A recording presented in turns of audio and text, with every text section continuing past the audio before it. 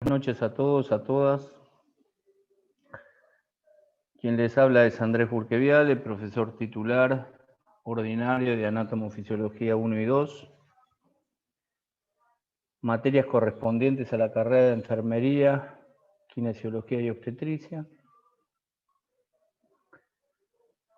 Este es el teórico número 2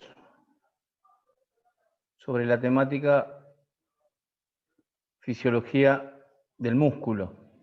El primer teórico ya está grabado por el licenciado Alejandro Soto, donde nos presenta los tipos de tejido muscular, sus características y las propiedades del músculo esquelético, del músculo liso, del músculo cardíaco. Me toca a mí, sucintamente, presentarles a ustedes el mecanismo general de la contracción muscular. Y aquí hay que incorporar a nuestro vocabulario diferentes escenarios fisiológicos que van a poner en marcha este mecanismo de la contracción muscular. El primero es, para que haya contracción muscular debe generarse un potencial de acción. ¿Sí? Ese potencial de acción de la fibra muscular es primo hermano del potencial de acción de la célula muscular miocárdica, es primo hermano del potencial de acción de la célula nerviosa. ¿Y para qué desencadeno yo un potencial de acción? Para llevar esa información del impulso nervioso a las fibras musculares y que éstas se contraigan ante un determinado estímulo. Punto número 2. En cada terminal,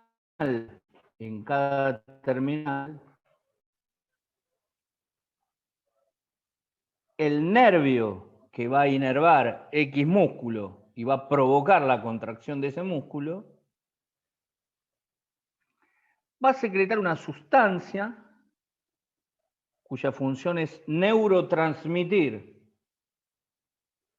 Si neurotransmite, es un neurotransmisor. El indicado en esta acción es la acetilcolina.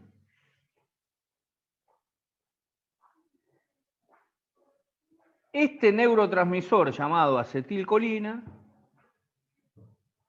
actúa en forma local en la membrana plasmática de la fibra muscular con la función de la apertura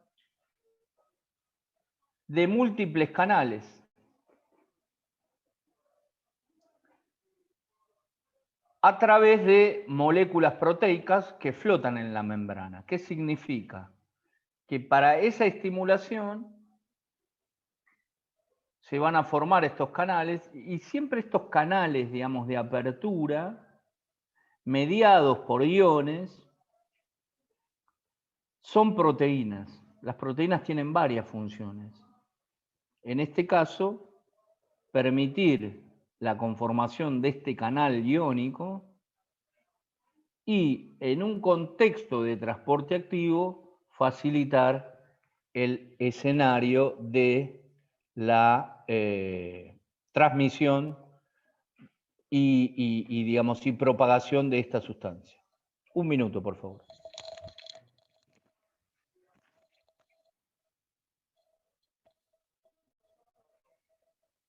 Bien.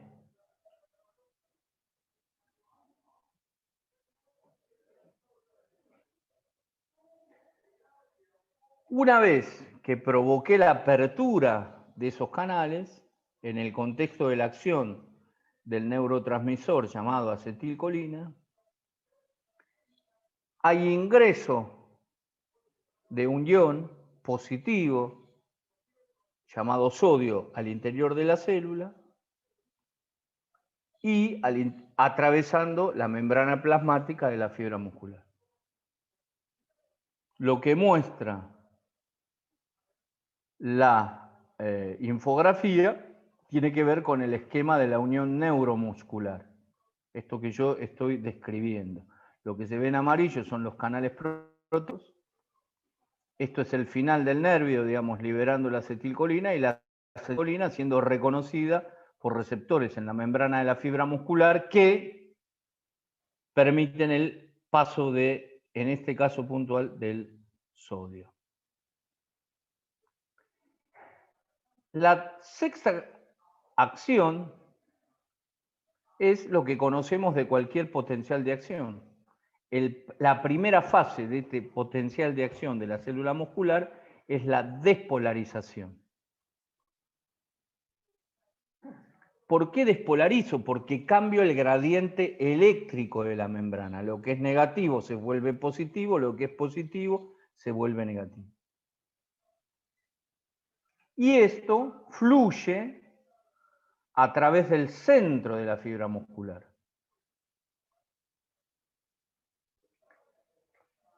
E interviene una organela de esa célula muscular que se llama retículo sarcoplásmico, que libera otro ion positivo que es el calcio. Es una liberación que permite, junto al ingreso de sodio, la acción y propagación de este potencial de acción. Ese ion calcio interactúa con los famosos filamentos de actina y miosina. Filamentos de actina y miosina, proteínas contráctiles que tienen un sentido longitudinal y que son las que, en acción del ingreso del sodio, la liberación del retículo sarcoplásmico de calcio y la interacción con estas proteínas contráctiles, actina y miosina, se provoque, valga la redundancia, el proceso contráctil. Esto es medido en milisegundos. Usted los potenciales de acción lo mide en tiempo y en carga eléctrica. En tiempo y en carga eléctrica. La carga eléctrica se mide en milivoltios y el tiempo se mide en milisegundos. Por eso la filmina dice, después de una fracción de segundo, en realidad una milésima de segundo, los iones calcio son recapturados por el retículo sarcoplásmico de la célula muscular por una bomba que hace intercambio de sodio y calcio. ¿Sí? Y esto es ¿hasta cuándo? Hasta que se decadena el próximo potencial de acción. En este momento, para mantener usted la sedestación, estar sentado como estoy yo sentado, generando ademanes, articulando los músculos de la mímica para poder hablar, desencadeno X cantidad de potenciales de acción que me permitan la contracción muscular y obviamente la posterior relajación en el contexto de la repolarización, este punto número 8 que hemos descrito.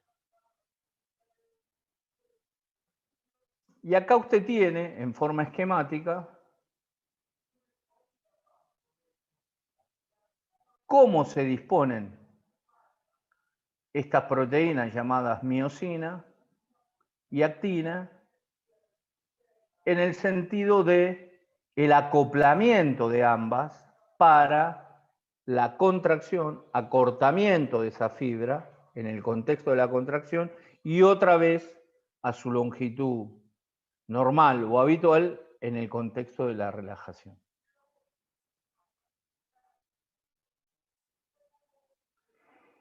Acá el autor hace una aclaración. ¿Qué es el retículo sarcoplásmico? Es el famoso retículo endoplásmico de la descripción de la clase número 1 de la fisiología celular. Es una organela dentro de la célula que tiene X cantidad de funciones. En este caso, es el que tiene el contenido del ion positivo calcio que se libera en el proceso de la propagación del potencial de acción para generar la contracción correspondiente.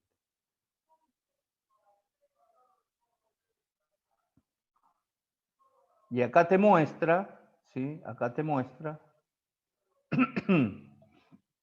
cómo es, entre comillas, esta fibra muscular.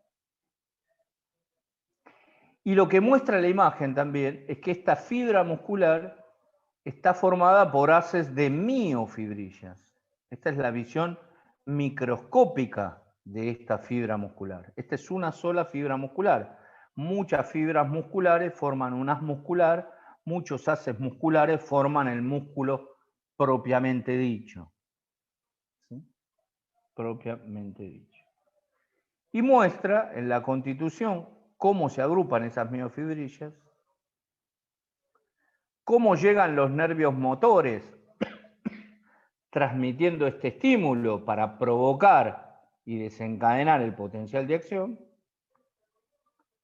y que esto sea un escenario no pensado, para decirlo de alguna manera. Yo me veo en la pantalla y veo cómo he fruncido mi músculo frontal, digamos, es en el contexto de la expresión, en el contexto de la mímica. Yo no estoy pensando en este momento, debo contraer mi músculo frontal. No, tengo expresiones de mi facie, tengo expresiones de mi cara que desencadenan X cantidad de potenciales de acciones para la contracción de las fibras musculares que forman mi músculo frontal.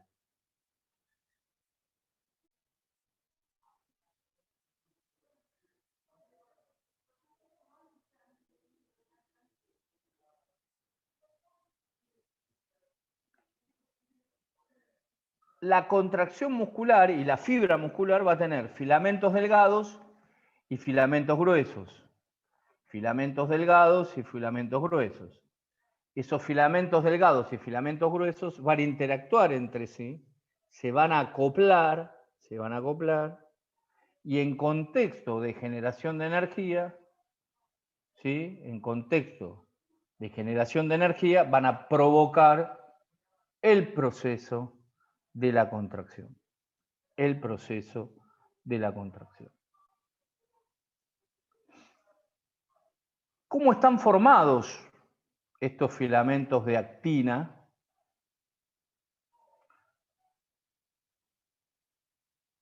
Están formados por actina propiamente dicho, esta proteína contráctil, por tropomiosina y troponina. ¿Sí? Este filamento de miosina tiene una cabeza, aquí genera, digamos, la energía necesaria para ¿qué? Para interactuar con la tropomiosina y la troponina en el contexto de la constitución molecular de este filamento de actina. ¿Sí? Estas son las dos grandes proteínas contráctiles que van a intervenir en este proceso descrito.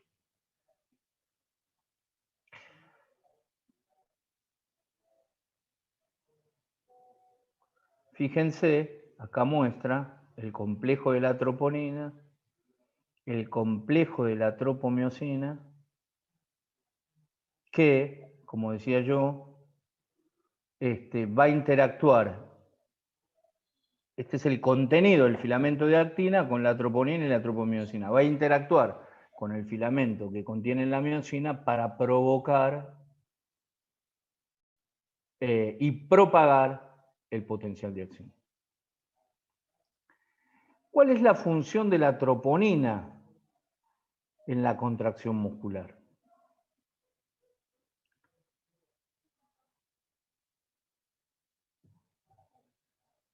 La función específica, para decirlo de alguna manera, y no complicarlos, es el control y regulación de esta contracción muscular. Por un lado, por la disposición en que tiene el helicoidal de este filamento delgado y por la relación con las otras proteínas contráctiles. ¿Sí? Pero digo, sin troponina uno no regula el escenario de la contracción muscular. Obviamente que sin tropomiosina tampoco uno regula la contracción muscular, y sin los filamentos delgados y gruesos con contenido de actina y de miosina, lo mismo, ¿no? Pero bueno, como que uno va afinando la calidad de función de cada una de estas proteínas, y la gran reguladora del control es la troponina.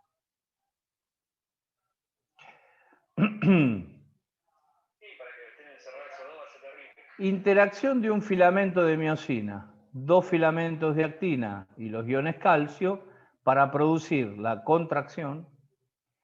Inhibición del filamento de actina por el complejo troponina-tropomiosina, activación de los iones calcio.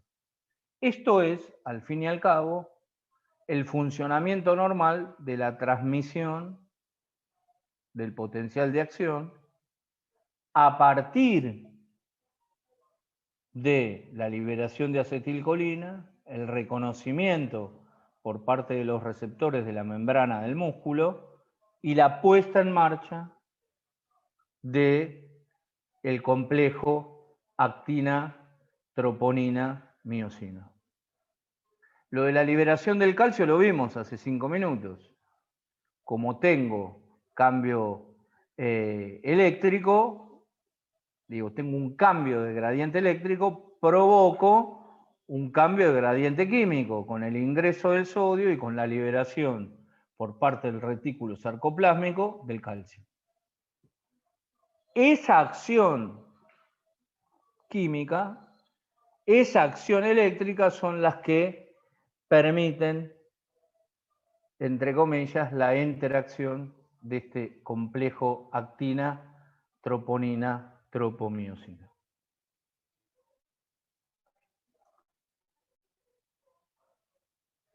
Lo que muestra la figura, sí, son las miofibrillas, fíjense, ¿sí? Y cómo varias miofibrillas forman esta fibra muscular. Esto es microscópico, ¿está claro? Esto es microscópico. Imagínate este escenario: compraste un trozo de carne en la carnicería X, bueno, y cortá una lonja, y en esa lonja son miles y miles de miofibrillas formando una fibra. Varias fibras van a formar el haz muscular, y varios haces musculares van a formar el músculo en su conjunto. Este territorio que estoy describiendo en esta figura es microscópico, por eso hablo de miofibrilla. Es microscópico, es visto al microscopio óptico de 100 aumentos. El microscopio óptico. Entonces describe el autor el sarcoplasma, la membrana que cubre este sarcoplasma, que es el sarcolema, el retículo sarcoplásmico adentro de cada una de las células, y describe las líneas Z, la banda A, la banda I, que son las que se van a entrecruzar por los filamentos de actina, miosina, troponina y tropomiosina en el momento de la contracción muscular.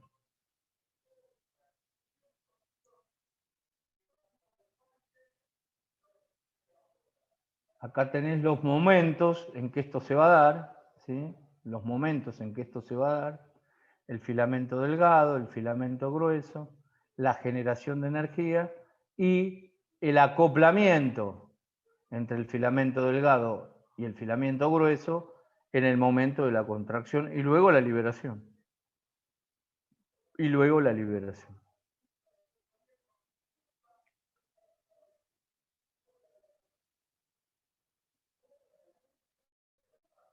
quiero mostrarles acá. Esto que yo decía. Efecto de la longitud muscular sobre la fuerza de contracción en el músculo intacto entero. Lo que rodea al músculo, ¿sí? Esto es, en serio, la descripción, digamos, pedagógica de un músculo X, está rodeado por una vaina de tejido conectivo, que la anatomía la describe como fascias o aponeurosis, y por debajo de esas fascias o aponeurosis está el músculo propiamente dicho. Y acá lo que describe es la constitución de las miofibrillas formando las fibras musculares y ese conjunto de haces de fibras musculares formando en su totalidad el músculo X.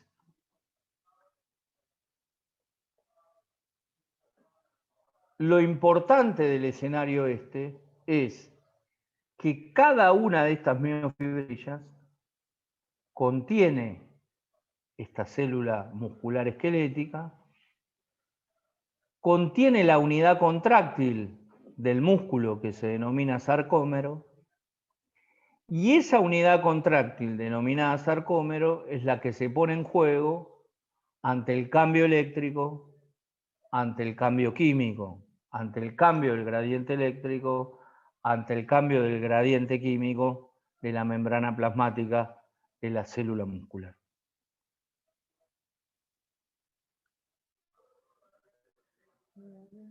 Relación de la velocidad de contracción con la carga. ¿Qué significa esto y qué muestra? ¿Qué muestra la figura? Dice, un músculo esquelético tiene una contracción rápida cuando lo hace frente a una carga nula, hasta un estado de contracción completo en aproximadamente 0,1 segundo, lo que es igual a 1 milisegundo, para un músculo medio, carga nula. ¿Entiendes?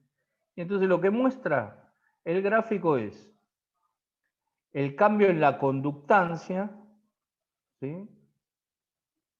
Y el tiempo en que se produce ese cambio en la conductancia. ¿De qué? De la concentración de iones. De la concentración de iones. Y lo que te muestra es, en verde, lo que veníamos describiendo, el potencial de acción.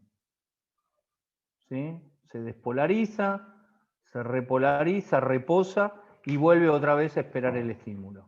Y vuelve otra vez a esperar el estímulo. Fíjate, esto es positivo, 30 milivoltios, ¿sí?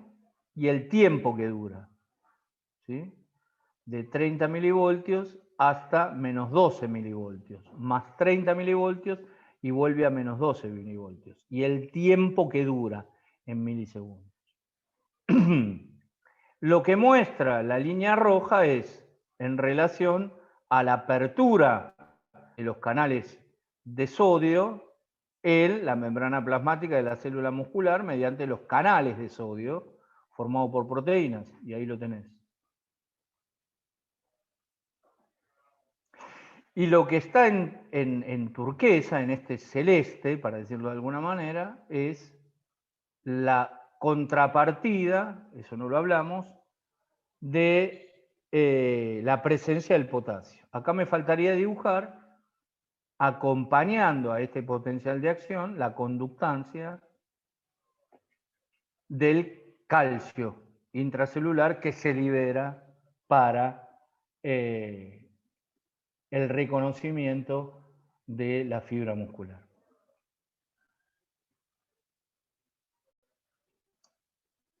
¿Cómo se mide todo esto? Entonces, el autor habla de energética de la contracción muscular, generación de trabajo durante la contracción muscular.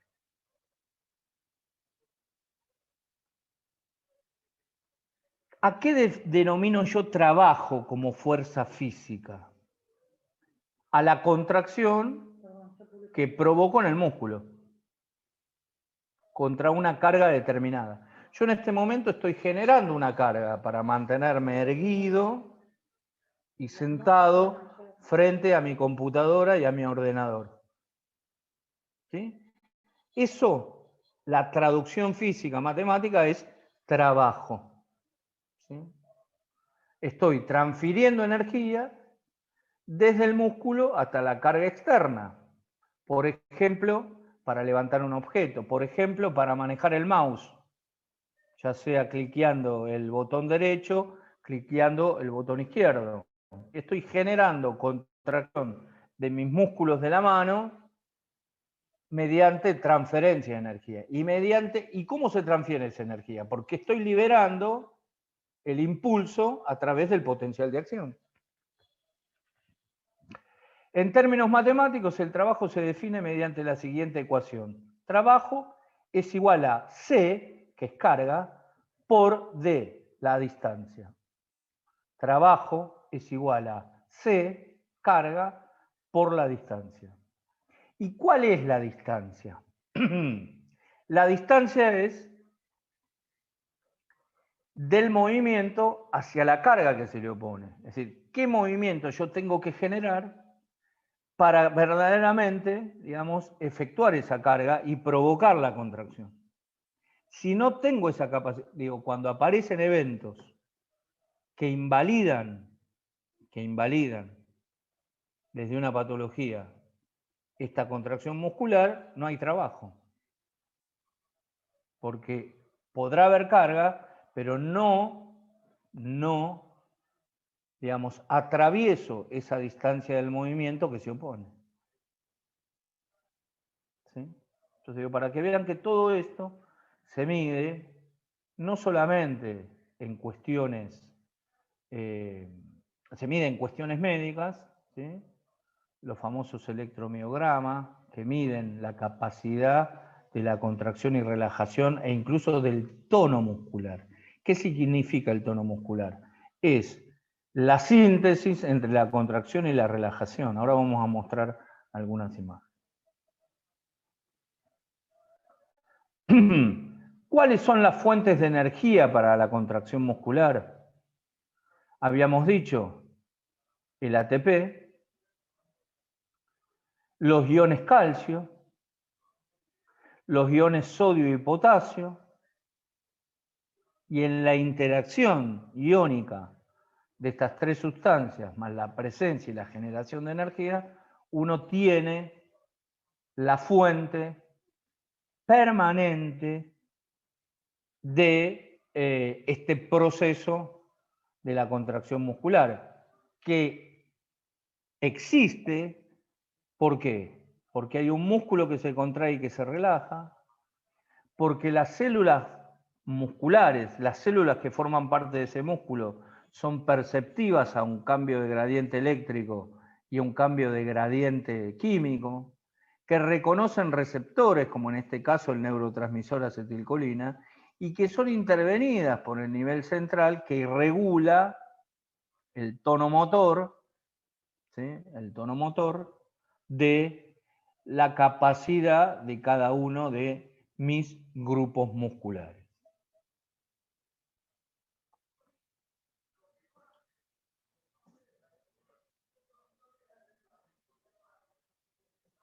Eficiencia de la contracción muscular.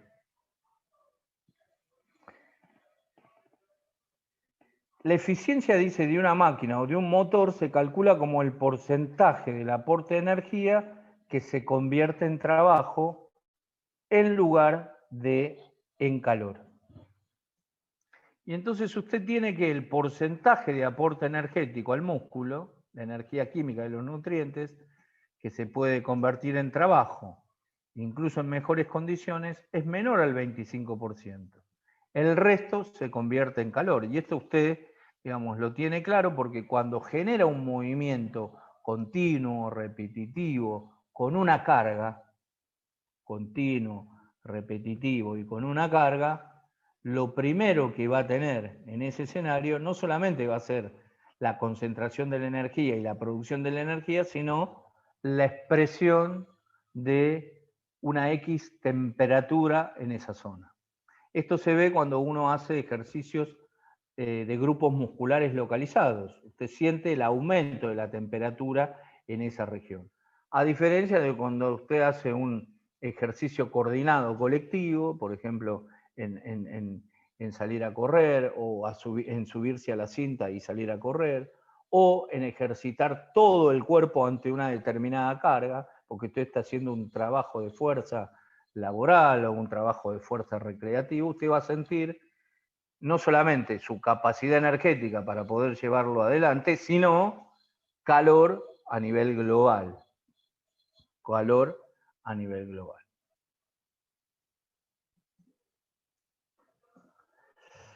Características de la contracción de todo el músculo. ¿Sí?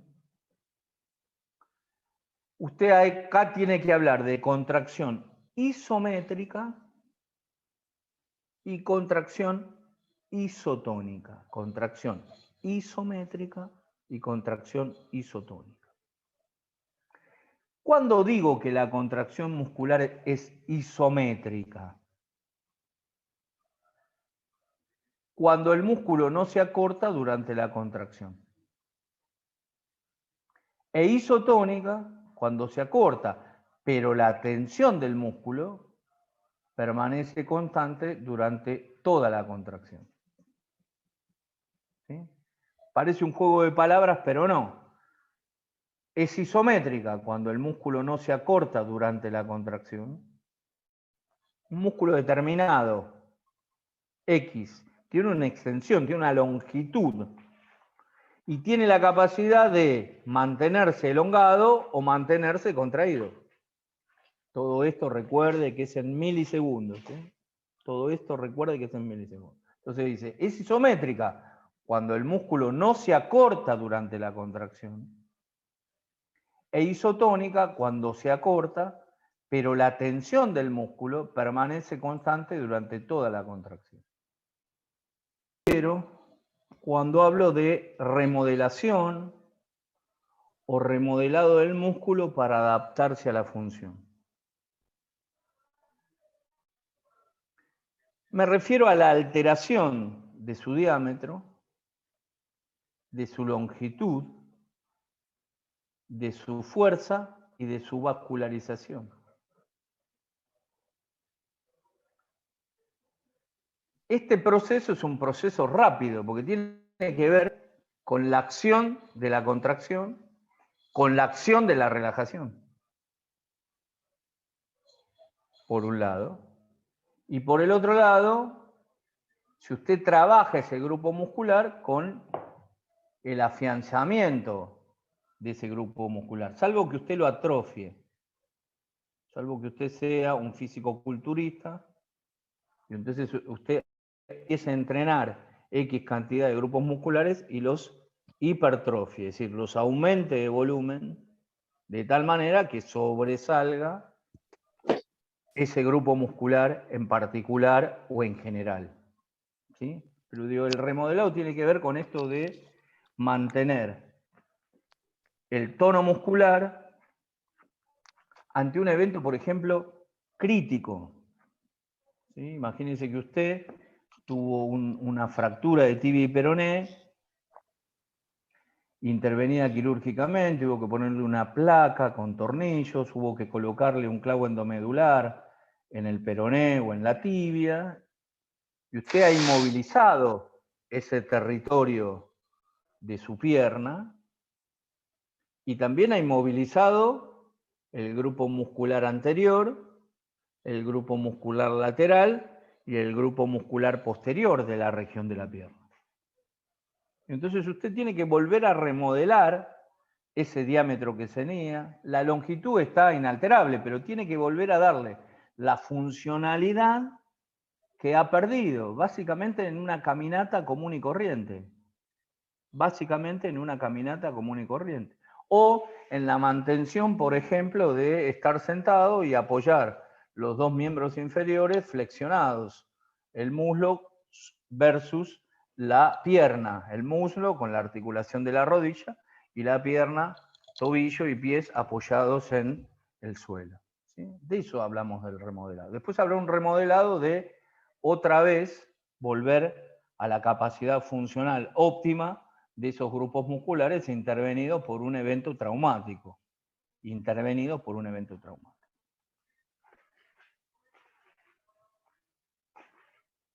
ajuste de la longitud muscular, bueno, esto es lo que yo decía, digamos, otro tipo de hipertrofia se produce cuando los músculos son distendidos hasta una longitud mayor de lo normal. ¿Sí? Yo tengo creo una foto, ahora la voy a mostrar, de un señor que hace turismo. Entonces el señor muestra sus musculares que ha hipertrofiado, ha puesto en tensión y ha logrado la máxima longitud y la máxima distensión muscular de ese grupo o de ese grupo muscular. De ese músculo, perdón, o de ese grupo muscular.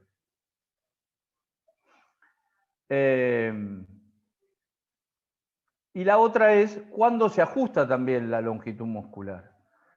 Ante un efecto de denervación muscular. ¿Qué significa? Que no reservación. Que el nervio que lo inerva para que cumpla la función, ya sea rotadora, flexora o extensora,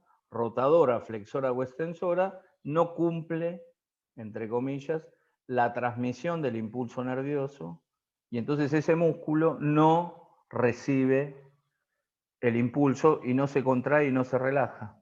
¿Sí? Dice, ya no recibe las señales contráctiles que son necesarias para mantener el tamaño muscular normal. Esto es, ante un evento traumático, esto es, ante la instauración de una patología crónica. Imagínese que usted empieza a trabajar, enfermero, enfermera, kinesiólogo, kinesióloga, obstétrica, con un paciente que ha tenido un accidente cerebrovascular y no maneja, lo digo así popularmente, su hemicuerpo derecho. Tiene un foco motor derecho. ¿Sí? No maneja los músculos de la mímica y de la masticación de la hemicara derecha. El miembro superior derecho, el miembro inferior derecho. Hay un ajuste de la longitud, claramente, porque esos músculos no se contraen. Y la capacidad funcional en el contexto biomecánico no se cumple. ¿Sí? En el contexto biomecánico no se cumple. Bien, hasta acá hemos llegado. Quiero mostrarles, si me permiten, esto de, denme un minuto, quiero mostrarles esto de las figuras. Vamos a cerrar ahí. Déjenme ver, a ver si lo tengo por acá.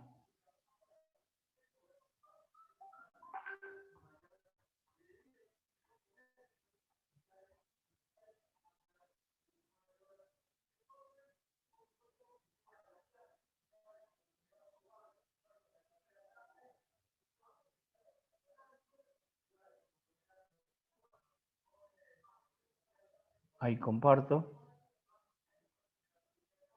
Ahí comparto. Voy hasta acá. Estoy, ¿no? ¿O no? Sí. Sí, profe. Ahí voy.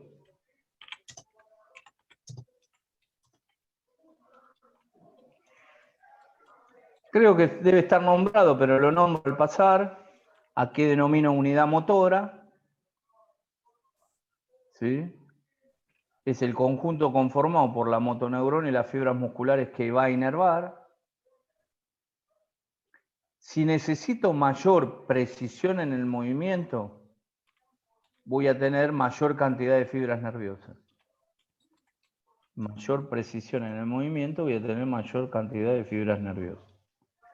¿Cómo es la proporción en esta unidad motora? Es de 80 a 100 fibras musculares por unidad motora. Y tomando, digamos, el escenario del ajuste de la longitud muscular, uno puede hablar de sumación. Dice adición de espasmos individuales para incrementar la intensidad de las contracciones. Y esto es sumación de múltiples fibras, que es la traducción del incremento del número de unidades motoras que se van a contraer en forma simultánea.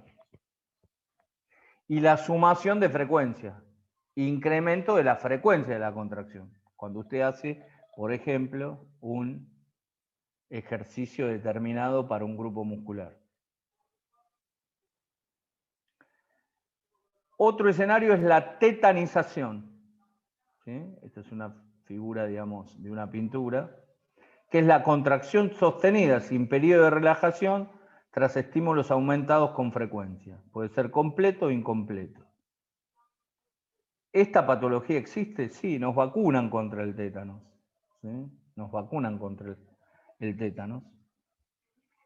Y se usan algunos preparados en algunos escenarios de reparación o esteticismo, para decirlo de alguna manera. Pero esto es lo que provoca la muerte por tétanos. Contracción sostenida sin periodo de relajación tras estímulos aumentados en la frecuencia, es decir, en la sumación, usted tiene un proceso de tetanización. Otro escenario es el tono muscular. ¿Ve? Entonces dice, cantidad de tensión de los músculos en reposo, ¿a qué? Debido a impulsos nerviosos de baja frecuencia procedentes de la médula espinal. Y lo que muestra la figura, que es bastante definitoria, es cuando uno tiene tono muscular y cuando uno por algún evento ha perdido ese tono muscular. El paso de los años promueve la pérdida del tono muscular. Acá lo que muestra es el evento agudo versus patológico, ¿entiende? Digo, más allá de la figura que presenta el autor, digo, acá usted está intervenido, este grupo muscular, la región glútea y la región posterior del muslo, por algún evento patológico. A diferencia de esto, que es un tono muscular glúteo y de la región posterior del muslo en medianas condiciones.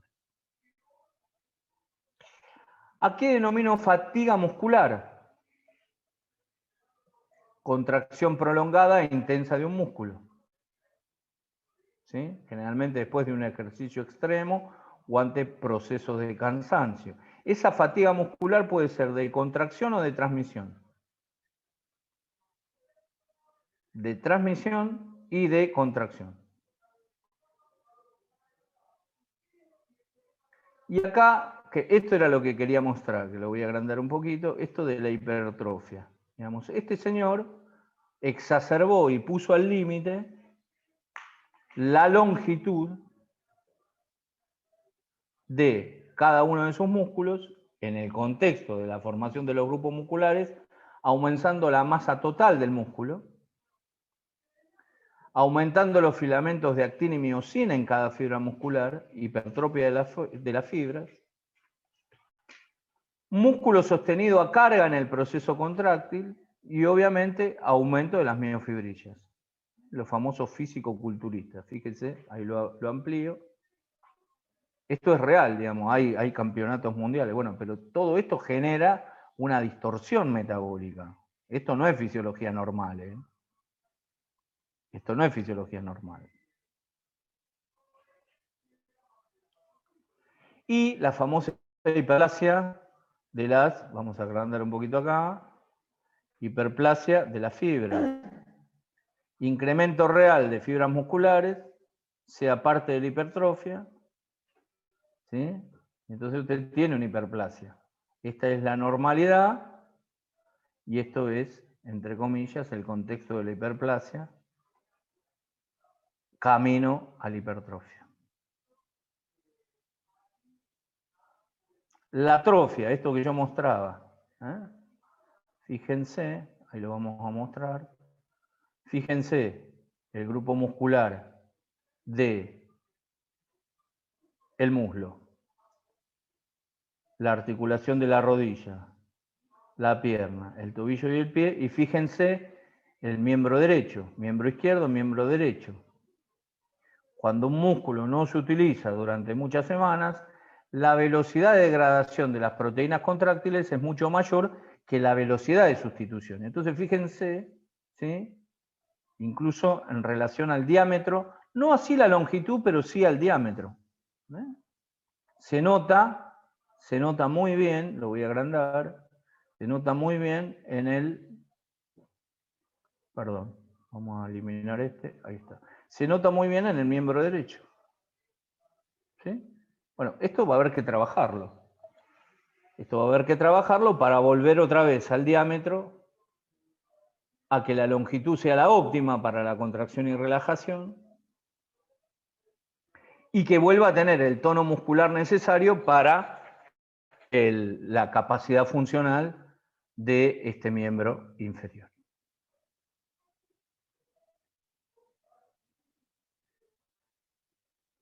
Bien, esto ya lo vi. Bueno, y esto es la famosa rigidez por Morten. La rigidez cadavérica, horas después de la muerte, el cuerpo entra en estado de contracción. 15 a 25 horas después, las proteínas se deterioran y pierden la rigidez. Pero en el primer momento, uno tiene esto, lo que se llama la rigidez cadavérica, o, perdón, vamos a subirlo, la rigidez cadavérica o la rigidez post-mortem. ¿Sí? Bueno, no mucho más. Esto para mostrar, digamos, que es verdad lo que digo y no es porque sí.